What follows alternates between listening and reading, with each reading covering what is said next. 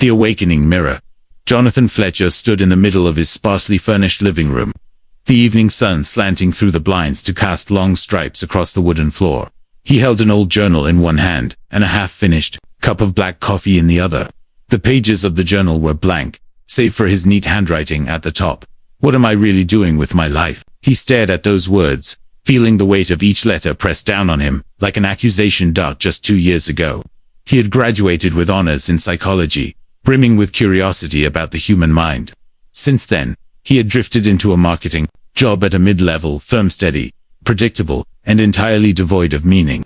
He woke each morning to the shrill ring of his alarm, went through the motions of shower, tie, and bus ride, then spent 8 hours drafting ad copy that would fade from public consciousness within days. By the time he returned home, he was too exhausted to write, paint, or even speak with friends beyond a perfunctory text.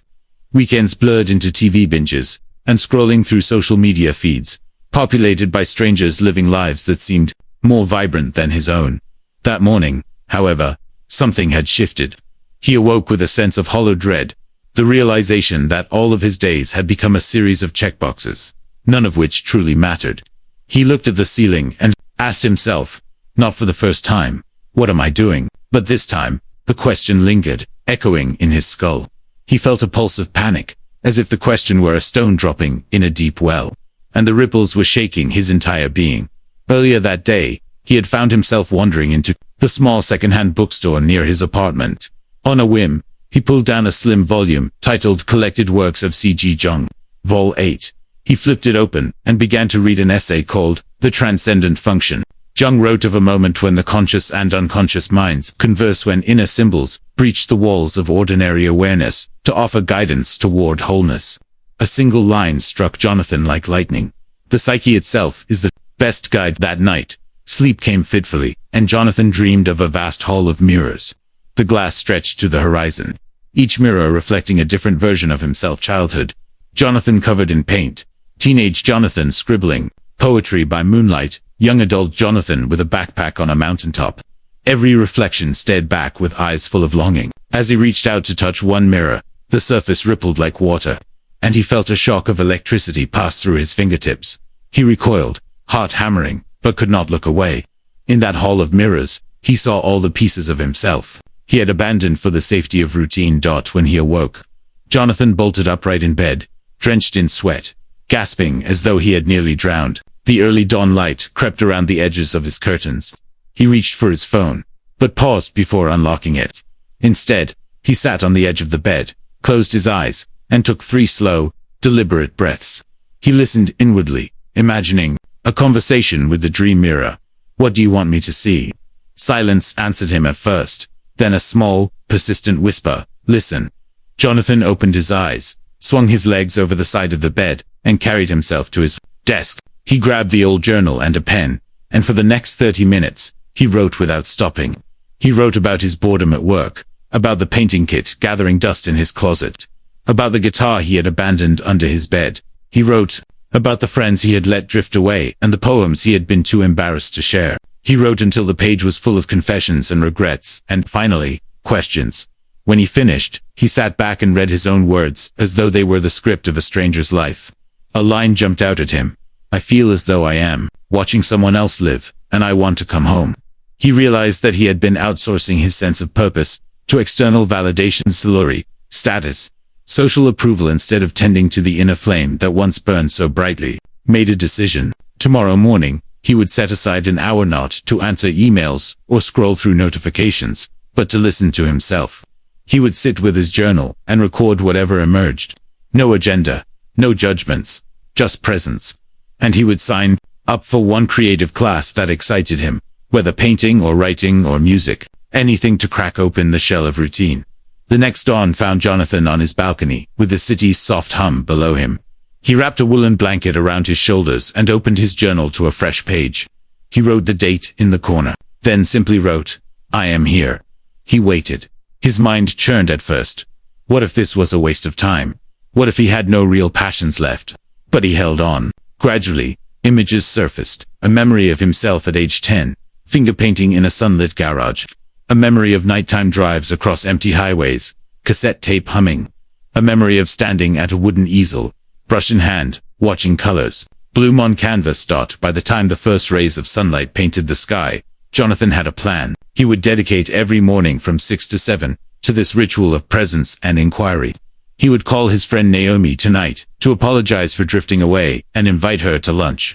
He would visit the local community center to ask about art workshops, and at work, he would carve out time for small moments of creativity, sketching ideas, jotting poetic lines, composing short melodies on his phone's music app. As he closed his journal, a feeling of calm resolve settled over him. He no longer felt as though his life were slipping through his fingers. Instead, he felt its pulse in his chest, in his palms, in the quiet spaces between thoughts. The awakening mirror had shattered, but in its place, a window had opened, one that revealed not who he had been told to be, but who he was meant to become. And for the first time in a long time, Jonathan Fletcher felt alive. Embracing the shadow, Jonathan awoke the morning after his first ritual, feeling unsettled. The calm resolve he had carried at dawn had faded into familiar tension as soon as he stepped into the office. His inbox bristled with requests, each marked urgent, and his phone buzzed with meeting reminders.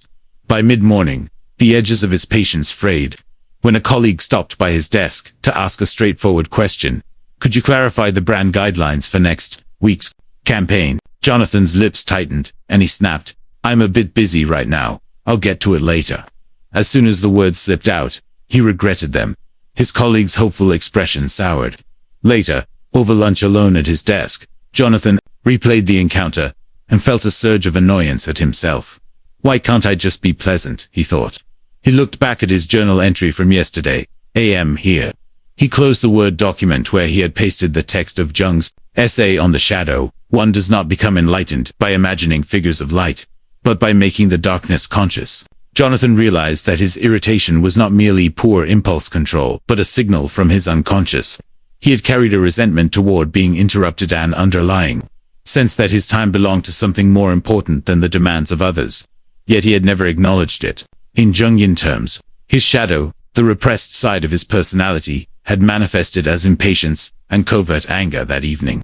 Jonathan sat on the floor of his apartment, with his journal open. He wrote the heading, Shadow Dialogue. He drew a vertical line down the center of the page, and labeled the left column me, and the right column impatience. Then he began a conversation. Me. I'm tired of snapping at people. I don't want to be this way. Impatience. You call it snapping. I call it expressing what you feel. Me. Expressing. It hurts my relationships. Makes me feel guilty. Impatience. You feel guilty because you've been taught not to have needs. You've been trained to accommodate everyone else first. Me. But I could be kinder about it. Impatience. Kindness can be a mask for self-neglect. I'm here to make you see where your boundaries are. As he wrote, Jonathan noticed his chest relax and then tighten in waves. Writing the dialogue gave life to a part of himself he had habitually suppressed. Rather than condemning the impatience as bad, he allowed it a voice on the page. The next morning, Jonathan opened his journal and read over the exchange. He realized that he had two tasks: to set healthier boundaries so his needs were respected, and to channel his impatience constructively. He decided on 3 practical measures. Time blocking at work. He would reserve 2 45-minute slots each day labeled Deep Focus, during which he would silence chat notifications and set his status to Do Not Disturb. Clear communication. When asked for his time, he would respond honestly. I can help you after 3 p.m. Will that work? Instead of saying later or snapping. Regular check-ins with his body. He would pause every 2 hours to notice tension in his shoulders or jaw. Then take 3 conscious breaths to ground himself. Implementing these changes required small acts of courage.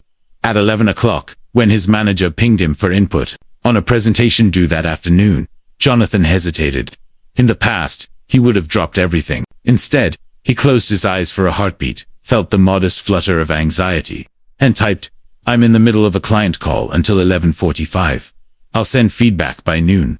He pressed enter. His manager replied with a thumbs-up emoji, and continued the thread without complaint. The relief that washed over Jonathan surprised him. Later that day, during his deep focus block, he encountered a more subtle trigger, his own restlessness. His mind pinged with reminders to just check email or review the slide deck again. He felt the familiar itch of impatience arise at his inner critic's whispers. You should be doing more. Rather than indulging the critic, he acknowledged it. I see you. Inner voice, I'm choosing to focus on this task. He returned to writing a reflective piece on Jungian archetypes for his blog, feeling a steady flow rather than frantic bursts of productivity. That evening, Jonathan revisited his shadow dialogue page. He noticed a shift. His impatience had become less a roaring flame and more a flickering ember, warm but controllable. He wrote a new entry under impatience. I am your ally when you need to assert yourself. I am harmful when you let me run unchecked. To integrate this awareness more deeply, he chose a symbolic exercise recommended in Jung's texts, creative imagination. He found a quiet corner of his apartment, lit a candle, and closed his eyes. He visualized his impatience as a wolf pacing at the edge of a forest. The wolf's fur was bristled, its eyes bright with hunger. Instead of fearing the wolf, Jonathan signaled it with a calm hand and spoke, I see you. What do you seek? In his mind's ear, the wolf growled, I seek boundaries. Jonathan nodded. I will provide them. And in the vision, he drew a clear path through the forest, a route both he and the wolf could walk together. When he opened his eyes, the candle flame flickered, as though in approval. He felt a sense of alignment, having met this part of himself without judgment or fear. The shadow, he understood, was not punishment, but information, a wellspring of energy that could fuel growth if approached consciously. Over the next week, Jonathan continued these practices. He noticed that saying no, or later, to minor requests did not isolate him. Instead, it clarified expectations. Colleagues learned when he was available, and he found pockets of unclaimed time to breathe. When impatience flared, he thanked it for the signal, and then restrained it with gentle acknowledgement. He no longer sought to bury discomfort, but to welcome it as a teacher. One evening, as he strummed a simple chord progression on his guitar, a habit forming alongside his morning journaling, he realized that his music now carried a new quality. His fingers moved with intention rather than random patterns, and the chords resonated with a deeper timbre. It was as though his creative self had reclaimed some of the energy, formerly trapped in irritation and frustration.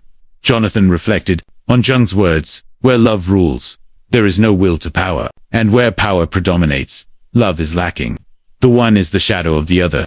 He recognized that his impatience had been a quest for power control over his time and environment, but now that he felt empowered, love could return, for his own process and love for others.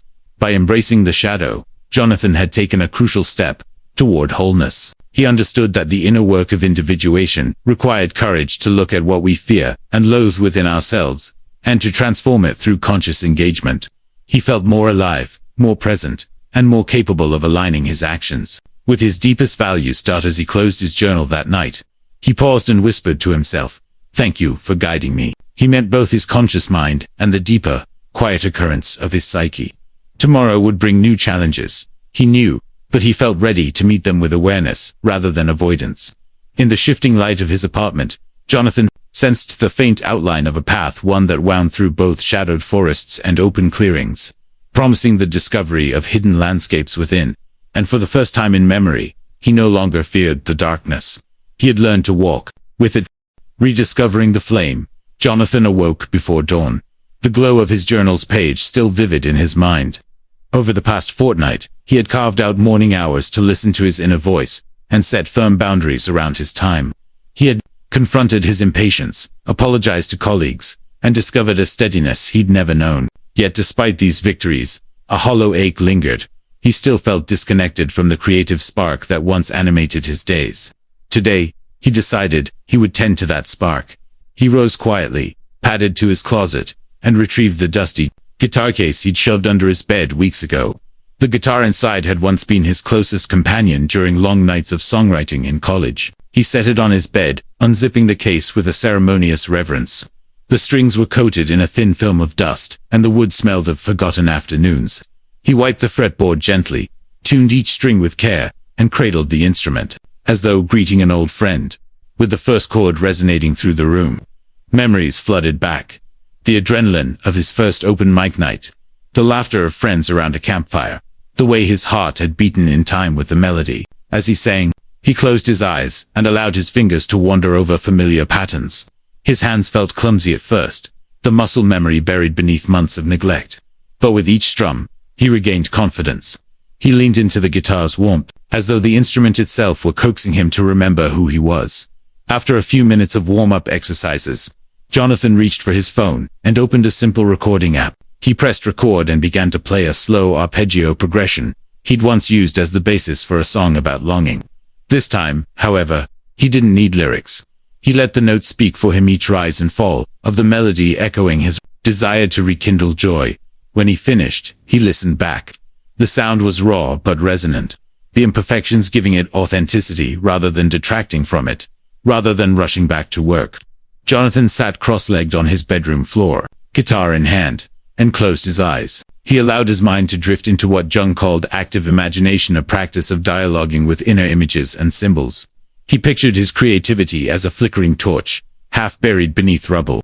In his mind's eye, he knelt beside the torch, gently brushing away stones and debris until the flame sprang to life, dancing brighter with each clearing movement. He felt a surge of warmth in his chest as the flame's light touched his hands. When he opened his eyes, Jonathan recognized that rediscovering the flame required more than occasional musical interludes. It demanded a consistent practice that nourished his creative self. He drafted a simple plan in his journal under a heading titled Creative Rituals. Daily guitar practice. 30 minutes. No goals. Just presence with the instrument. Weekly creative writing, 500 words. A journal piece.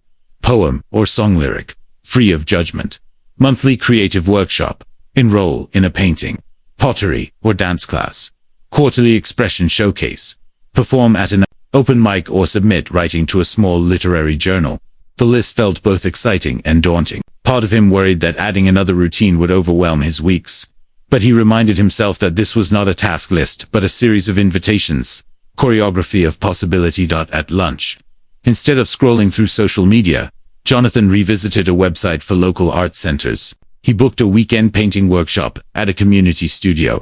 Enticed by a description promising exploration of color, form, and personal narrative, he paid the fee without hesitation and felt a thrill in his chest at the commitment.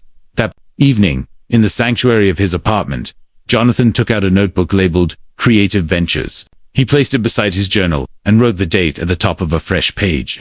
Then he jotted down 3 prompts. Describe the sound of rain on a metal roof. Write a letter to your 10-year-old self. Compose a 4-line stanza about dawn. He chose the second prompt and began writing. Dear 10-year-old me, you are fearless when you draw dragons and cast spells over your blank paper. You believe anything is possible.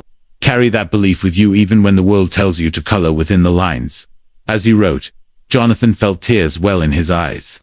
He realized that the fearless creativity of his youth had been smothered by well-intentioned voices urging him to be practical.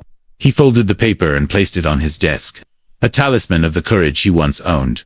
The next morning, Jonathan settled on his balcony with guitar in hand. He strummed the old arpeggio again, then paused and applied the first lines of his letter as lyrics. His voice wavered at first, but with each verse, it grew steadier. He recorded 2 minutes of music and lyrics, then saved the file as letter song demo. He smiled at the small triumph this time, not to prove anything to anyone, but simply to honor his own story. Over the following days, Jonathan noticed subtle shifts in his energy. Colleagues commented on his brighter mood. He found himself humming new chord progressions between tasks. When frustration arose, he channeled it into creative bursts rather than simmering anger. The practice of daily music and weekly writing infused his life with color that had long been absent. Meanwhile, his painting workshop loomed on Saturday. He arrived at the community studio feeling both excited and vulnerable. The instructors greeted him warmly, handed him a brush, and invited him to explore free-form expression with acrylics. Jonathan hesitated before the blank canvas, its emptiness, a mirror of his old self-doubt. Taking a deep breath, he dipped the brush into a deep cerulean blue and made a bold stroke. Then another, then a sweep of golden yellow across the corner. The canvas erupted in swaths of color waves, arcs, and splatters that felt alive under his fingertips. 2 hours later, his painting stood before him, a riot of color suggesting both dawn's promise and stormy uncertainty. He stepped back, heart pounding, and felt a swell of pride. No critique entered his mind, only wonder at what he had created. The instructors applauded the piece's energy, and fellow students asked him about his inspiration. Jonathan found himself speaking about the ache of routine and the joy of reclaiming a lost part of himself. Walking home that evening, arms tired and paint splattered, Jonathan marveled at how simple acts picking up a guitar, putting brush to canvas, writing to his younger self could lift the fog of stagnation. He understood that the flame of creativity was never truly extinguished. It simply needed tending.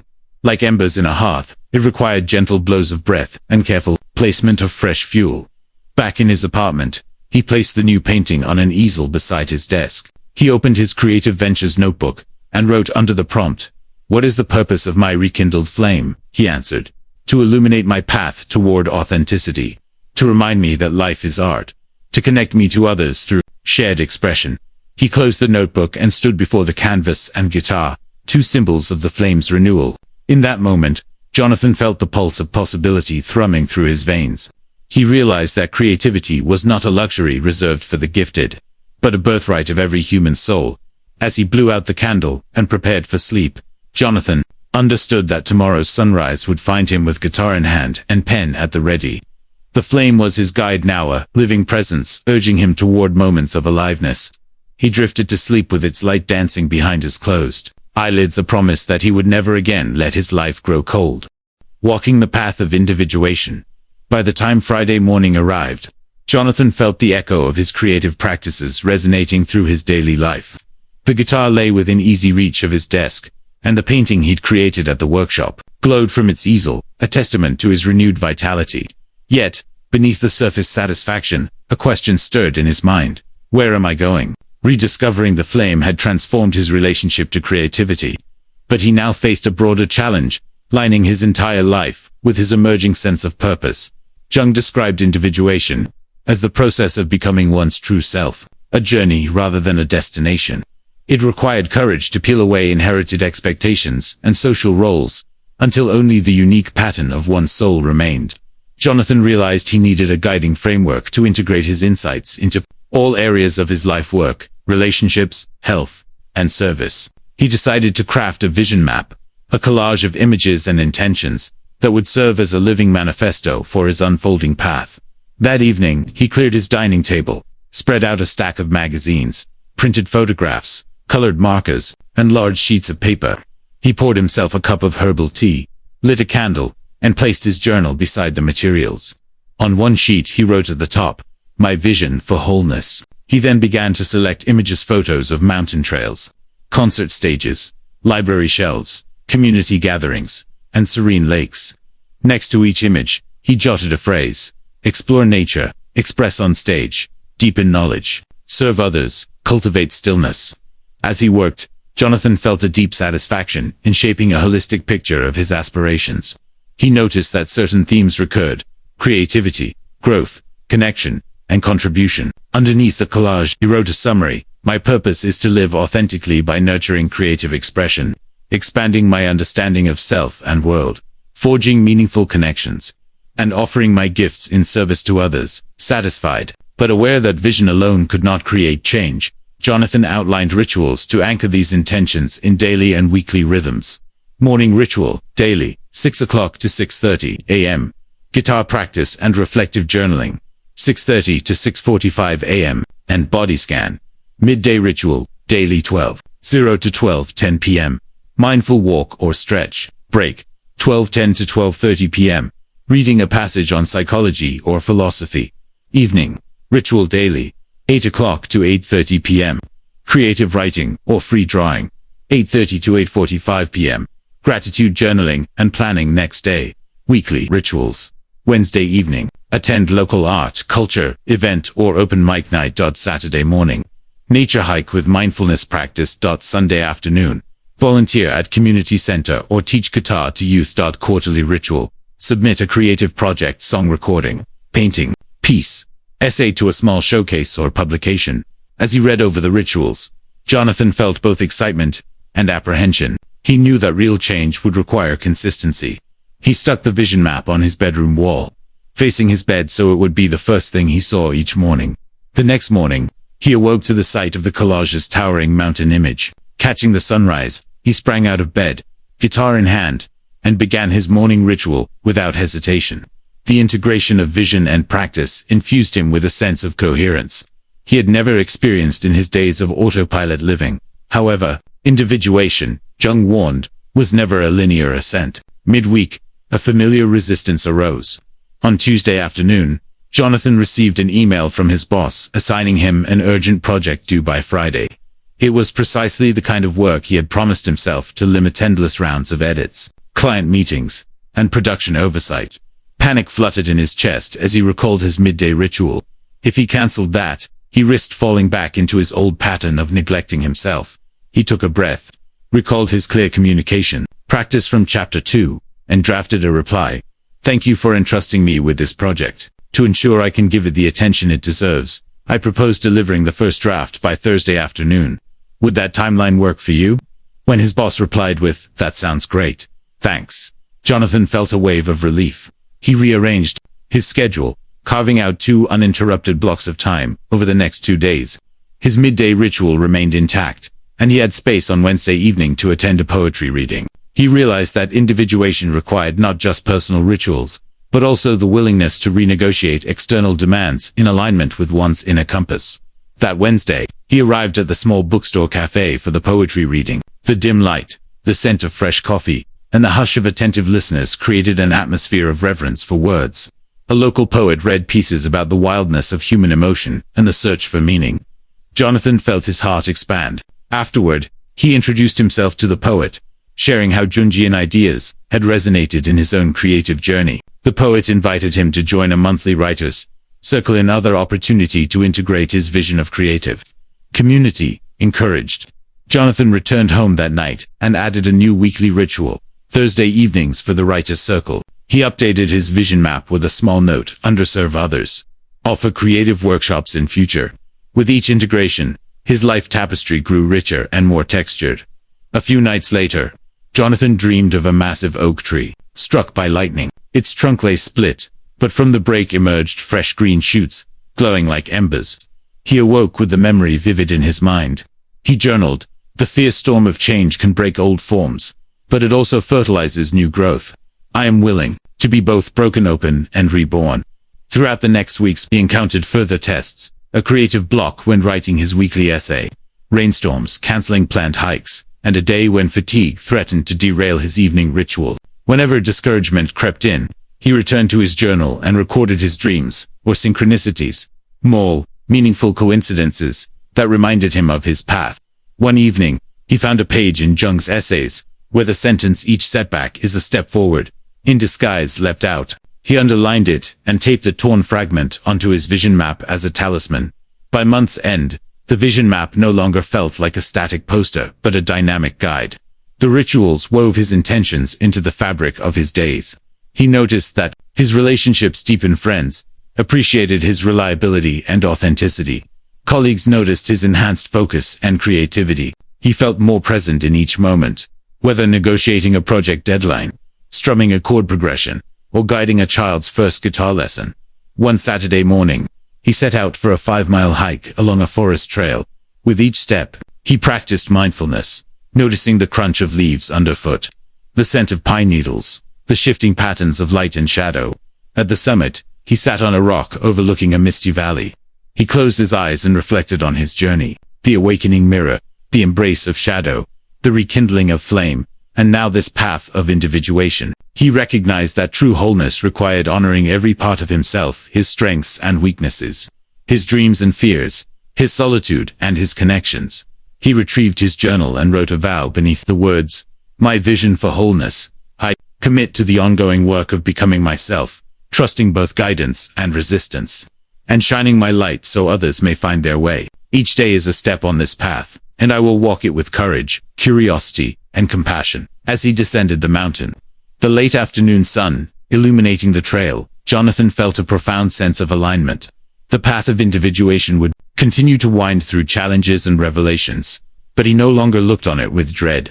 Instead, he felt honored to walk it, each footfall a conscious choice to live by his own map, guided by the wisdom of his own heart. And so, Jonathan Fletcher stepped forward, guided by his vision map, his rituals, and the unfolding mystery of his own becoming.